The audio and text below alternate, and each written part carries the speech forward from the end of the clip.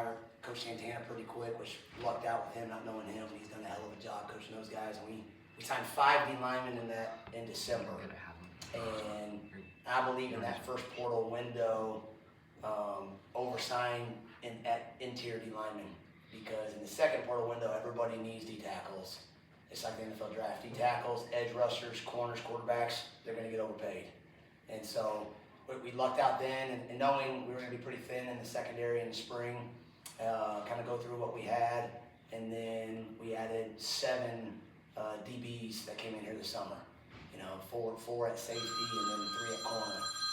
And so we knew at DB what we needed to figure out what our roster was is we needed in-game experience, a little more physicality after we went through spring.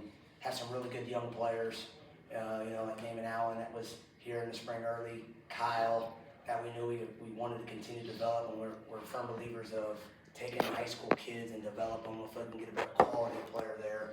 But we know at the same time, guys come and play and do really well, they're going to get paid a lot more money at other schools and have some opportunities that they can't say no to. It's just reality of what it is. And so we wanted to bring in some guys that were either we had previous relationship with, in-game experience, that we can kind of piece the puzzles together to help us out. And you know, we're 3 practices in. They had 15 practices this summer of football school, OTAs, but we can't be out there filming and coaching with them when they're going against each other. And so it's year-round, but at least they kind of know what to do. And this happens quick because we get 14 total practices until we start mock game week. So now it's only 11, and really it's 9 practices. You got 2 scrimmages in there, so it happens quick. Coach, usually the offense, in my mind, seems to be ahead of the defense when you come out of the gate, especially on scripted plays and that kind of thing. The last 2 days, Coach has complimented the defense on some of the things that they're doing.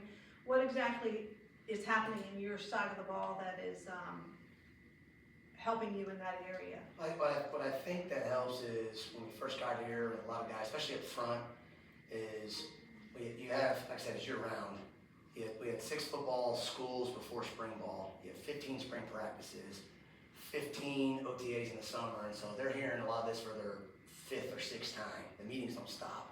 For the secondary, it's new, you know, and so there's also, you know, there's plays out there that aren't getting hit sometimes that are busted coverage or case we need to eliminate. And so, but it's all, you know, you script certain things and then Coach Kitley's going to just go out there and play football. And so we're at the start of it. A lot of our base installs in the first 3 days, and then we kind of get a little more situational, 3rd down and red zone and all that's coming up, 2-minute, and then we kind of put the ball down and play a little bit more. But I know like today, there's some areas today where, you know, what we call on our install and what they have on their install, it might be good for us at times, and it might be, man, it's a conflict play on either side of the ball. And so it's hard to tell you to go out there and just play ball, and then we're still kind of figuring out what our identity is and what we want to do exactly schematically versus our offense, and then also the types of options that you'll see in this league, from everything from spread to option to 12 personnel and all that. So they make it hard on us.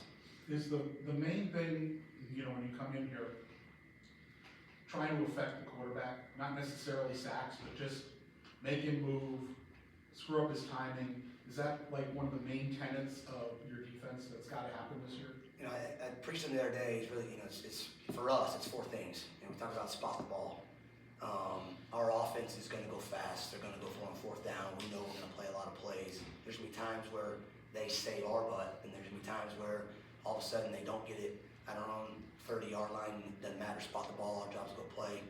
And then elite edge. You know, it don't matter what you do. It's playing violent, it's playing physical, it's running the ball. Everybody knows football. You pop on the tape, no matter what they do. Good defenses are guys that play fast, run the ball, tackle well, and then communicate and anticipate. More games are lost than they are won. And if you don't get lined up right to tempo, you don't get lined up right to imbalance, teams find you. No matter how hard you play, you're beat. So you got to communicate and then anticipate the game within the game. Situational ball, 3rd and 3 versus 3rd and 8 versus 2-minute, and then obviously talk about havoc. I mean, havoc for us is affecting the quarterback. You know, sacks, obviously, interceptions, forced fumbles, but then it's tackles for loss. You know, quarterback hurries, tip balls. All that to get offenses behind the chains. You know, some of you are so aggressive now, and if you're always 2nd and 6, 3rd and 1, you're bleeding to death, and you want to be able to, for us, with our offense going fast, be able to tackle a little bit more and try to get them behind the sticks and get the ball back to our offense. Coach, obviously the season's right around the corner.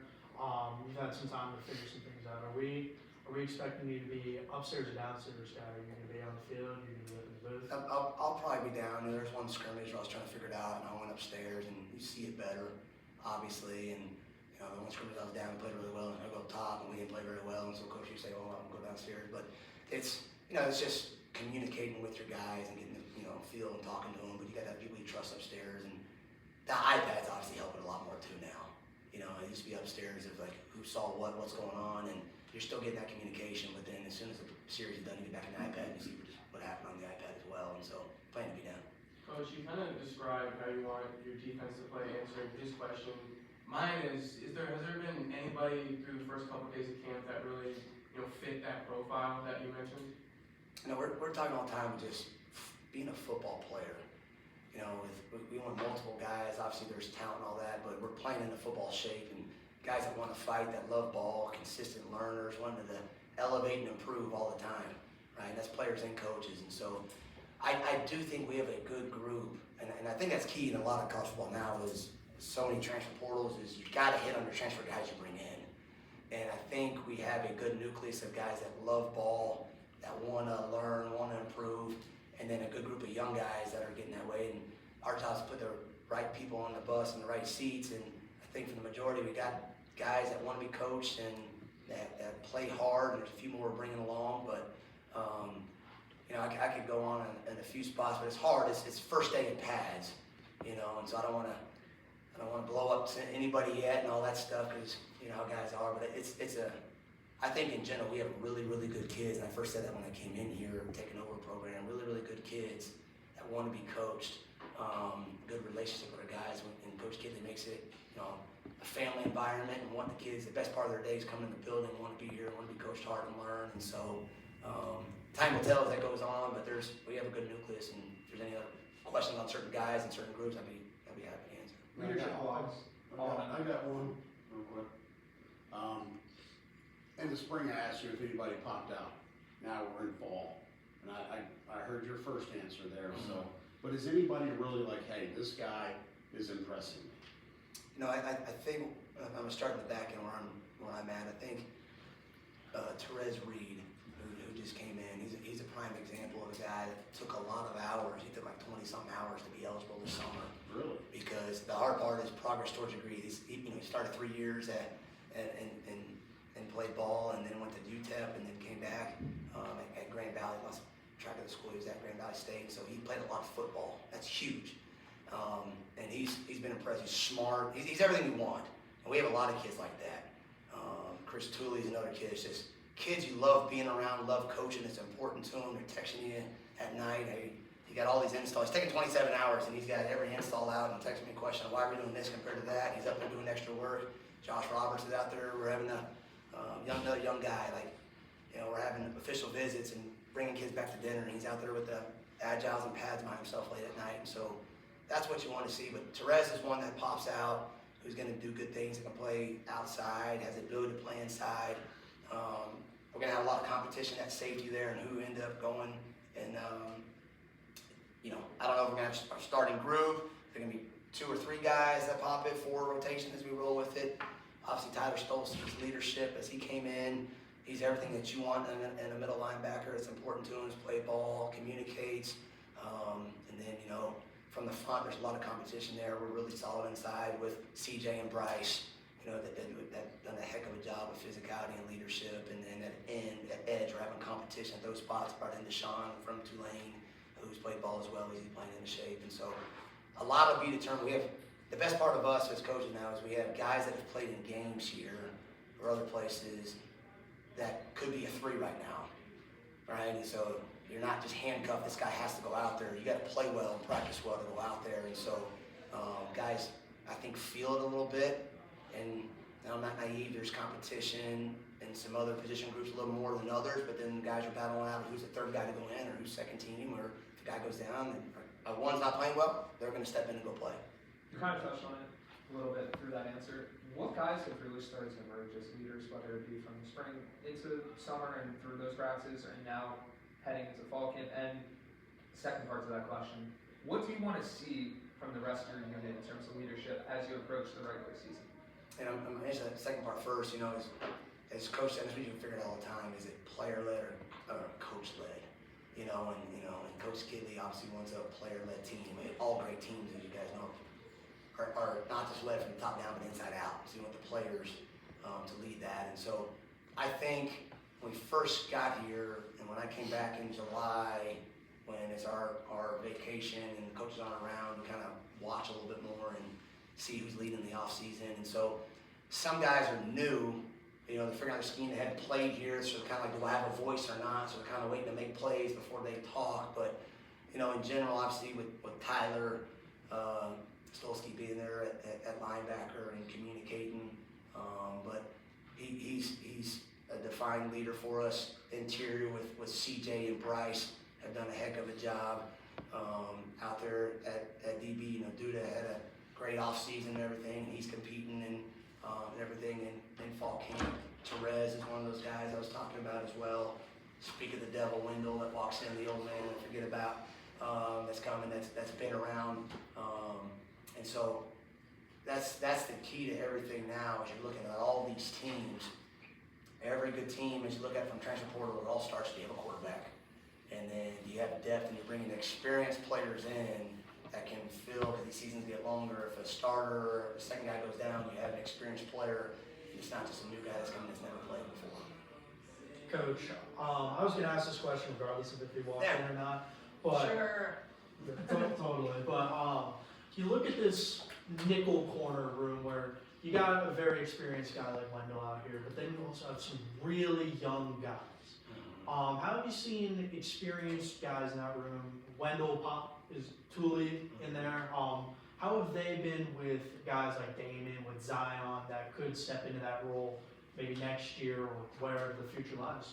No, it's been awesome, and that's what you want, right? If you can have leaders that are your best players and everything that work hard, that's all the young guys see, and that's the standard. You know, Wendell's played a lot of football. You know, he thought his time was done and came back and had a little bit more. And then, like I said, I can't say enough about the type of person Chris Thule is and what he's been through in these last couple months. And so those are the kids that you love, and those guys show everything. Damon was a young guy that's, you know, these freshmen that feel like they're drowning when they first get here in the spring. Now as we get out here in fall camp, they're like, man, I'm glad I was here for all those spring practices and installs and all that, because it's becoming a lot faster. And so Zion's another one that's a competitor that's going to play at corner, at nickel, at dime. He's smart. It's important to him. You know, those are the guys you love being around, like I said. And it's fun to come into work every day because you work for a great head coach, we got a great staff, and we got great kids. And so it's going to be a challenge, but it's fun to be a part of with all these guys. Time for one more. Anybody who hasn't gone, go ahead. Coach, Coach Kelly mentioned that the interior defensive line is really going to surprise people this year. What have you seen from them so far through the first 3 years of fall? Coach Santana's done an excellent job. You know, Coach Lacey's with our edges, and Coach Santana's with our inside pieces. And like I said, if you hit on transfers, then your room's usually going to be pretty good. And so I think he's held a standard there, and you got to be. When I first took over, where I've been the last couple schools, is if you get thin there in interior D lineman, you get some long days, and you start running the ball and you get no pass rush, any of that. And so we oversigned there a little bit, trying to take a little bit more DBs that can play multiple positions and go a little bit less numbers there and get more numbers in interior D line. And so, you know, they're coached really well. They're led really well by CJ and Bryce in there. Najon was the guy that I was with at Coastal Carolina. He was with Earl that came in and coached him. And then there's obviously a couple more guys that have been here and played. And so there's a thick rotation. And those guys can get tired. And so you're going to rotate D-line more than any other position. And so you got a good nucleus of 1s, 2s, 3s, and possibly a 4 that can play in there that can help us out. All right, thank you.